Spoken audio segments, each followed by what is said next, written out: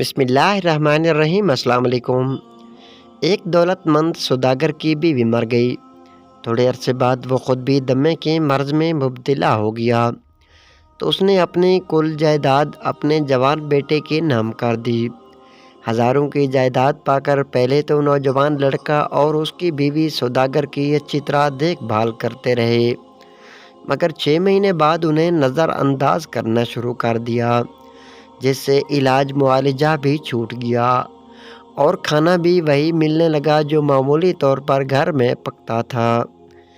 ایک دن نوجوان بیٹے نے باپ سے صاف کہہ دیا کہ آپ اپنی چارپائی دروازے پر بچھا لیں تو بہتر ہوگا، کیونکہ ہر وقت کھانسنے رہنے سے بچوں میں بیماری پھیلنے کا اندیشہ ہے۔ بیمار باپ کو صبر شکر کے سوا چارہ ہی کیا تھا۔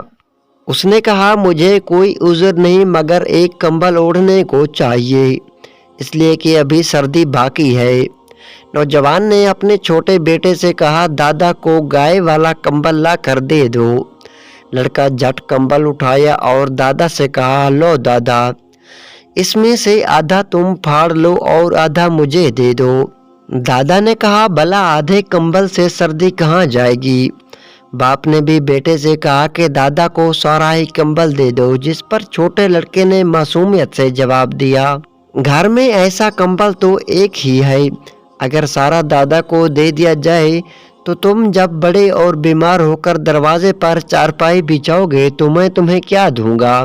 نوجوان باپ اپنے لڑکے کی یہ بولی بات سن کر سہم گیا اور باپ سے معافی مانگ کر پوری اطاعت اور خدمت کرنے لگا، جس سے باپ بھی خوش ہو گیا اور بیٹے کی عاقبت بھی سنور گئی۔ جی تو دوستو، اس طرح کی مزید اچھی ویڈیوز دیکھنے کے لیے ویڈیو کو لائک اور چینل کو ضرور سبسکرائب کرنا۔ Thanks for watching.